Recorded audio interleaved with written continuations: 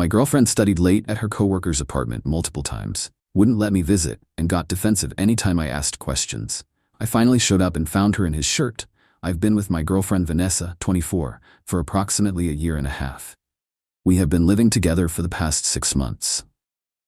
Overall, things have been going well, but something has been nagging me lately, and I'm not sure if I'm being rational or paranoid. Vanessa works as a junior analyst at a consulting firm. About 2 months ago, she began discussing a coworker named Derek, 28, male, who evidently attended the same graduate program as her just a few years before. Vanessa says Derek has been quite helpful in explaining some of the more sophisticated client work and has offered to assist her study for an upcoming certification exam that could lead to a promotion. At first, I thought this was fantastic. Vanessa has been working extremely hard and deserves the promotion. The difficulty is that these study sessions are always held at Derek's flat and typically begin around 7 or 8 p.m., while Vanessa does not return home until 1 to 3 a.m. When I inquired why they couldn't study at our house or at the office, Vanessa said Derek's apartment was more convenient because he had all of the reference materials there, and it was calmer than the office. This is what has been bothering me. Vanessa turns her phone off or does not respond when I text her during these sessions. She thinks it's because they're so focused, but she's generally quite quick to respond. When she gets home, she typically smells like alcohol.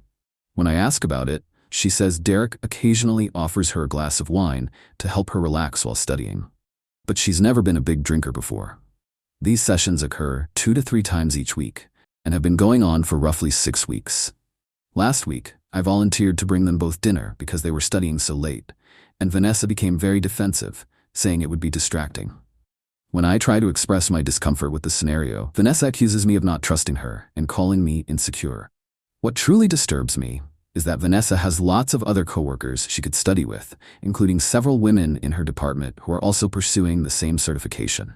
When I mentioned it, she remarked, "Derek is the only one who's already passed the exam and knows the material well enough to help." Last night was the last straw. Vanessa left for her study session at 7 p.m. I texted her at 10 p.m. I asked when she would be home and received no response. I called at 11:30 p.m., straight to voicemail. She finally arrived home at 2:45 a.m., plainly drunk. And when I voiced concern, she accused me of being controlling and possessive. This morning, I informed her that I am not comfortable with these late-night study sessions at Derek's apartment and asked if we might find another arrangement. Vanessa shouted at me, screaming, "I don't trust her. Derek is only boosting her career, and I'm undermining her success because I'm insecure." I want to be clear. I'm not attempting to control who Vanessa spends her time with or prevent her from furthering her profession. But arriving home after 2 a.m., it doesn't seem normal to me to smell like booze after regular study sessions with a male coworker while being unreachable by phone. I don't feel like I'm asking for much when I desire improved communication or a different study setup. Vanessa is now giving me the silent treatment, texting her sister that I am toxic and dominating. Her sister called me and told me to trust Vanessa or break up with her. So, am I a jerk for asking my girlfriend to quit her late-night study sessions at her coworker's apartment? Am I being unreasonable, or are my concerns justified? Edit. Thank you for your replies so far. Several people have asked for more information. Vanessa and I have a typically positive relationship, and this is the first serious disagreement we've had. I have no history of being jealous or controlling. The certification exam is still 3 months away. Despite Vanessa's continual mention of Derek, she has yet to introduce me to him. When I suggested meeting him, Vanessa stated it would be tough to combine business and personal life. Update. After reading your remarks, I decided to attempt and have a calm, honest chat with Vanessa. I waited till she was in a good mood yesterday evening and approached the situation as delicately as possible. I explained that I had been thinking about our dispute and wanted to better understand her point of view. Vanessa appeared agreeable at first. I asked her to explain why these study sessions had to be held at Derek's flat and why they couldn't meet during normal hours or in public areas. Her reasoning was essentially the same as before. Derek has all of the resources, his flat is peaceful, and they can focus better in the evening. When I inquired about the drinking, she revealed that they normally have a bottle of wine during their meetings, but argued that it helps her relax and remember things better. When I told her this bothered me because it appeared more social than academic, she became defensive, saying I was reading too much into it. When I inquired whether I may meet Derek, the conversation went downhill quickly. Vanessa's response was swift and forceful. She claimed it would be unethical and unprofessional to introduce her boyfriend to a coworker. When I mentioned that she had introduced me to other coworkers at corporate gatherings, she explained that Derek was unique since they have a professional mentorship relationship that should not be confused by personal relationships. I tried to remain calm and asked if there was any way we could work out a solution, such as having her study in our house or having me pick her up so she didn't have to drive drunk. Vanessa said I was possessive and tried to influence her job advancement. She accused me of not wanting her to succeed and claiming that my insecurity would hold her back professionally. Vanessa closed the talk by suggesting that if I couldn't trust her, we shouldn't be together. She claimed Derek is only a buddy who is assisting her professionally, and she will not sacrifice her professional development for my jealousy concerns. Here's where things get interesting. Vanessa departed for work early this morning, and I ran into her friend Jasmine near our apartment. Jasmine and Vanessa have been good friends since college, and she also works for the same consulting firm in a different department. Jasmine asked how I was doing and added that she had heard Vanessa and I were having some relationship problems. I didn't want to go into depth, but Jasmine mentioned the certification exam and stated she was thinking about preparing for it as well. She inquired whether I thought Vanessa would be willing to incorporate her in the study group with Derek. I was perplexed and inquired what she meant. Jasmine responded, "You know, the study sessions they've been having. I've been wanting to join, but wasn't sure if they'd want another person." I realized Jasmine had no idea these sessions were taking place in Derek's flat or that it was just the two of them. When I mentioned this, Jasmine appeared surprised. She explained that she had assumed there was just one thing, which is why she had not been invited. This led to a longer chat during which I learned several alarming facts. Jasmine and two other female colleagues are studying for the same qualification. Despite Derek's reputation as an expert, none of them have been invited to study with him. Jasmine had asked Vanessa a few weeks earlier if she wanted to start a study group, but Vanessa declined, stating she had it covered. According to Jasmine, Derek is not the only senior colleague who has passed this qualification and is willing to assist. Jasmine seemed genuinely worried when I explained the scenario. She found it strange that Vanessa would not want to study with others if she was serious about passing the exam, because group study is normally more productive. After speaking with Jasmine, I'm even more persuaded that something wrong is happening. If these were truly merely study sessions, why wouldn't Vanessa include her coworkers who are studying for the same exam? When Vanessa arrived home tonight, I decided to ask her about it. I said that I had run across Jasmine and discovered that she and others were also preparing for the certification. I suggested Vanessa invite them to her meetings with Derek. Vanessa's reaction was swift and fierce. She said I had no right to disclose our relationship troubles with her friends and that I was attempting to destroy her study plans. When I suggested that studying in a group could be more beneficial, she said that Derek's teaching method is tailored to her and that other students would be a distraction. I asked her directly, "If this is really just about studying, why can't Jasmine or the others join us sometimes?" Vanessa replied I was interrogating her and that she didn't need to justify her study methods to me. Vanessa closed the discussion by saying she'll be at Derek's tomorrow night as scheduled and that if I can't handle it, I should figure out what to do about it. She's now staying in the guest room and refusing to speak to me. I feel like I'm going insane here. Everything Vanessa says theoretically makes sense, but her conduct and reactions do not reflect someone who is simply studying with a coworker. The fact that she refuses to include other people studying for the same exam, refuses to allow me to meet Derek, and becomes enraged when I ask questions, leads me to believe that something else is going on. I'm beginning to explore some of the comments in my initial post regarding showing up at Derek's apartment, but I don't want to be the person who doesn't trust his girlfriend. At the same time, I feel deceived. How would you handle this situation? Edit. A comment by Jasmine found in the comments section. "Hello. This is Jasmine. I am a lurker who noticed your post and wanted to clarify a few points. Everything OP stated about our talk is correct. Vanessa's behavior makes me quite concerned because it is unusual in our industry. Several of us have wondered why she wouldn't want study partners when we're all working toward the same goal. The fact that she keeps this so distinct from her other friendships is a major red flag. OP, you are not crazy." Update 2. This is likely to be my final update, and it is not the one I had hoped to write. After the chat with Jasmine and Vanessa's increasingly protective conduct, I determined I needed to know the truth regardless of the outcome. I know some of you told me to just walk up at Derek's place, and while I was worried of looking like a neurotic boyfriend, I recognized I was already in a relationship with no trust or communication. Vanessa left for a study session last night at 7 p.m. She kissed me goodbye as usual, but felt strained. I waited about an hour before driving over to Derek's apartment complex, explaining that I was bringing them coffee and cookies because they were working so hard. Derek's address was familiar to me because Vanessa had mentioned the building previously, and I was able to locate his apartment number by consulting the building directory. When I arrived at his door about 8:30 p.m., I could hear music playing inside, but not the focused silence you'd expect from individuals studying. I knocked on the door and waited. It took around 3 minutes for someone to respond, which seemed weird given that they were just sitting at a table studying. Derek appeared flustered when he eventually opened the door. He was dressed in a t-shirt and sweatpants, and his hair was disheveled. He clearly didn't expect to see me. "Oh, hi," he said. "You must be Vanessa's boyfriend. We're just wrapping up for tonight."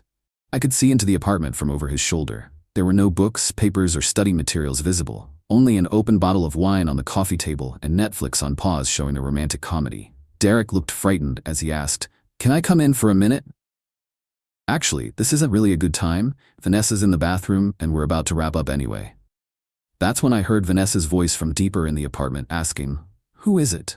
in a tone that didn't seem like someone studying. I pushed past Derek and entered the apartment. The flat was small, so it only took a few seconds to realize what was going on. Vanessa emerged from Derek's bedroom, dressed just in Derek's button-down shirt. Her hair was tousled, and she had that post-intimacy look that I recognized from our own relationship. For a few while, the three of us stood silently. Vanessa's expression changed from perplexed to scared as she comprehended what had just happened. "This isn't what it looks like," she began. "But honestly, what else could it look like?" I grabbed out my phone and began recording. "So, this is studying?" I asked Vanessa. "Can you explain to me how this constitutes certification exam prep?" "Don't you dare record this," Vanessa cried, but she was too far away to stop me, and I honestly didn't care about her comfort at that point. Derek attempted to step in front of my phone. "Dude, come on. Don't be that guy. Don't be that guy." I laughed. "I'm not the guy. My girlfriend is pretending it's a study session." I caught approximately 30 seconds of film before Vanessa grabbed a throw blanket from the couch and covered herself. The video plainly shows her wearing Derek's shirt, walking out of his bedroom in an apartment with no study equipment and evident indicators of intimacy. "Get out," Vanessa screamed. "Get out right now. You have no right to be here." "I have no right," I inquired. "I'm bringing coffee to my girlfriend's study session, and I find her half unclothed in another man's bedroom, but I have no right to be upset." Derek, to his credit, appeared genuinely uncomfortable about the scenario. "Look, man, I'm sorry. This got out of hand. It wasn't supposed to happen like this." "Shut up, Derek," Vanessa yelled. I looked at Vanessa, who was hugging the blanket over her and looking at me as if I had done something wrong. "How long?" I inquired. "It doesn't matter," Vanessa replied. "You're not supposed to be here. You can't just show up at people's apartments uninvited." "How long, Vanessa?" Derek responded quietly. "About a month." "We need to talk," Vanessa remarked. "But not here. Come home and we'll discuss this like adults." "No," I replied. "We're done talking. We're done. Period. You can come get your stuff tomorrow when I'm at work." Vanessa screamed after me as I left the apartment, telling me I was making a tremendous mistake and ruining everything for nothing. When I went home, I was in complete shock. I had hoped that if I showed up and saw that they were truly studying, I'd appear like an idiot, but still have a relationship. I sat in my car in our driveway for perhaps 20 minutes, trying to understand what had just transpired. Then, I got enraged. That's when I made a decision I'm not totally satisfied with, but I am not wholly sorry for either. Vanessa is from a highly religious family. Her parents are devout Catholics, and her 3 siblings are also highly active in their church. They are lovely individuals, but they have very traditional views about relationships and marriage. Vanessa has always been the good girl in the family, and her parents adore her. I shared the video with her parents and all 3 of her siblings. I included a statement claiming that Vanessa had been lying to me for months about studying with a coworker, and when I went to check on her, I saw them together in his bedroom. I expressed my grief and disappointment, and I believe they should be aware that the relationship they had been supporting was founded on lies. Within an hour, my phone blew up. Vanessa's mother contacted me crying and asked whether the video was real. Then her father called outraged and demanded to know what type of man I was for publicly humiliating his daughter. Then Vanessa's siblings began calling. Finally, Vanessa called me completely frantic. "How could you do this to me?" she yelled. "You've ruined my relationship with my family. My parents are devastated. My dad is talking about cutting me off financially." "You ruined your relationship with your family when you decided to cheat," I told you. I just made sure they knew the truth. This is revenge. This is cruel and vindictive, and you're trying to destroy my life. Vanessa, you destroyed our life when you started Derek a month ago. You destroyed it when you lied to my face every day for weeks. You destroyed it when you made me think I was crazy for having normal concerns about my girlfriend's behavior. I made a mistake. People make mistakes. This doesn't mean our whole relationship should be over. A mistake is forgetting to take out the trash or double booking dinner plans. Having an affair for a month isn't a mistake. It's a choice. Vanessa attempted to persuade me to delete the tape as if it were possible. She said she'd break up with Derek and we could go to counseling. She said she'd do anything to make things right. But here's the thing. Even if she hadn't cheated, our relationship would have ended anyhow. Vanessa stopped over this morning while I was at work to pick up her belongings. My neighbor texted me that she had come with Derek, the Audacity, and 2 other friends, and that they had rapidly loaded up a U-Haul truck. She left her key on the kitchen counter with a message that read, "I hope you're happy. You've ruined my family relationships and humiliated me in the worst way conceivable. What you did was worse than anything I did. I hope it was worthwhile." Honestly, it was worthwhile. Jasmine texted me this morning saying she was proud of me for sticking up for myself and that other people at Vanessa's workplace were aware of what had occurred. Derek is apparently married, which I had no idea about. But she discovered the affair, so there were more consequences than I had anticipated. But honestly, if you're going to have an affair, you have no control over how far the consequences go. Thank you to everyone who has commented on my past posts. Your encouragement and insights made me realize that I wasn't being unreasonable, and it gave me the strength to follow my intuition. Edit. Many people want to know if Derek is married. I learned about this from Jasmine after everything had happened. Apparently, it is not widely known at their job that he's married because his wife works in another city, but a few people are aware. When his wife found out, she called Vanessa's company, and the situation became workplace talk. I don't feel sorry for him. If you're going to cheat on your wife, don't be surprised if it destroys your life. Edit 2. Some argue that I was wrong to include Vanessa's family. I appreciate the point of view, but I'd like to clarify something. Vanessa's parents have been financially supporting her since she began her employment because the entry-level consulting wage in our city is insufficient to cover her expenses. They have been paying a portion of her rent, car payment, and student debts. They had a right to know that their good girl daughter was having an affair, especially given how committed they are in her life and our relationship. They've invited me over to supper dozens of times and treated me like family. I believe that they deserve to know the truth about the person they were supporting. Edit. Thank you for following this trip and for your support. I wanted to provide one final update since many people have asked how I'm doing.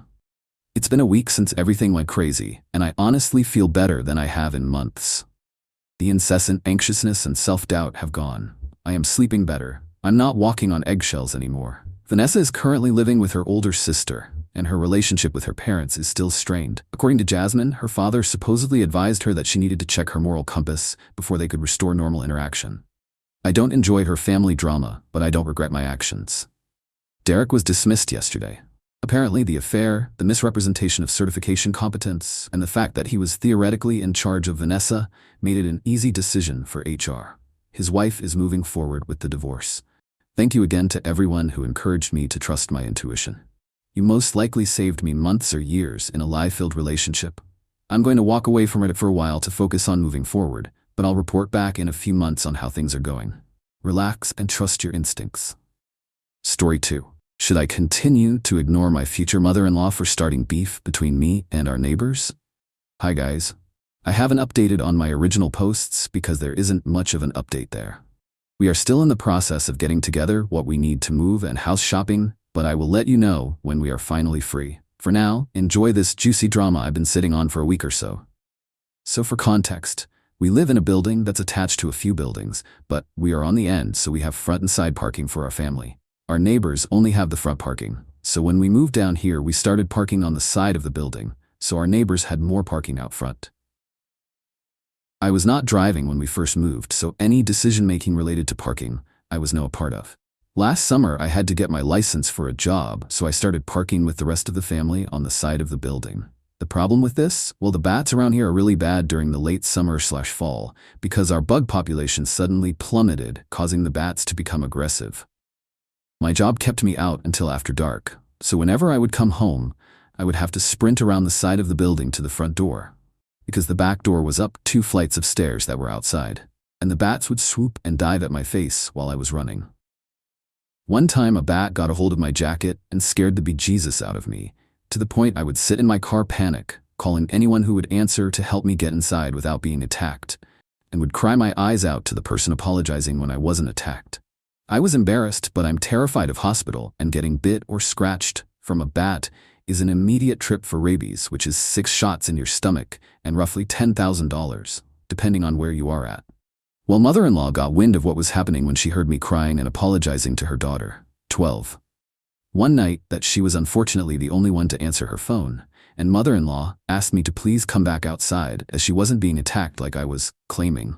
So, I reluctantly did, because as scared as I am of hospitals, I wasn't going to be called a liar. And she watched as 2 bats immediately started swooping and diving for me face, and I ran back inside seconds later with her following. She called my fiancé into the living room to let both him and I know that it was extremely strange of the bats to do that, because she is such an animal expert, insert eye roll here, and that I need to not be out after dark. I told her I can't always be home before dark, and my fiancé added that my job keeps me out after the sun sets. She then scoffed and said that getting attacked by a bat is way more serious than working, and I need to think about my baby over my replaceable job. I liked my job, and this response seemed ridiculous. But before I could say so, my fiancé told her that no matter the job I had, I couldn't avoid being out after dark forever. She then thought for a moment and told me to start parking out front so I can make it to the door faster and avoid the bats. Plus, I had a baby, and this made it easier carrying the car seat to the car when I was talking them anywhere. I'm a small person, so carrying them was awkward, and you could tell. This actually was a good idea, and after some thought from me and my fiancé, we decided this was a great idea. I even tried it the next night, and although I still had to run, the bats couldn't get close to me before I was at the door and inside. This was a lifesaver for me, and I continued to thank her for a few weeks after for the idea. This is where the problem started. I hardly see our neighbors, and when I do, it's often in passing outside. When I did eventually see them, they would glare at me, give me dirty looks, and refuse to say hi back or talk to me unless someone else was with me. I had never had more than a 3-sentence conversation with any of my neighbors, so this struck me as odd, considering they barely knew me, and until now they were always friendly and waving. They continued to do this for the months leading from me parking in that first parking spot closest to my door, but I didn't even consider that as the reason, as it's childish to get so mad over a single parking spot. I almost never say them using anyway. I told my fiancé about how the neighbors were acting and how weird it was if it was over the parking spot, and he told me to ignore them. So I did. This was until last week. My little sister-in-law is pretty much my best friend. She never really has a chance to get out of the house and have fun, so I often take her with me to the park or the store or to town so she gets to get away from her family and have some harmless fun. She is becoming a teen, and dealing with those changes are hard. So I told her she could come to me with anything, or even just rant if she wanted to. And we started calling this swing talk, because before I got a car, we would walk to the park and sit on the swings for those conversations, rant sessions. Well, since I now have a license and we can actually go places, I took her with me to the next town over to deliver something to my sister. On the way back, she asked if I had any life updates or juicy work drama to share, and I hadn't, but then asked her in return, which made her get quiet. I asked her what was going on, and she originally told me she didn't want to say. I told her that was fine, but she then said, "It's about you though." My heart sank. What about me? I looked at her for a second before looking back to the road and said, "Something bad?" She responded with, "Not really, but Mom and Haley," fake name for older sister-in-law, she's 32, "have been talking about how it was a B-word move of you to take the neighbors' parking when they all had an agreement set that the neighbors got the front parking, and we got the side." I scoffed and laughed to myself a little. Was it not mother-in-law who had told me to start parking out front? She then continued, "She also told Dad about how you didn't even ask before parking out front, you just did, and that made him mad because he wants in good graces with the neighbors, so when they decided to sell their building, he could try and buy it off them." I was floored.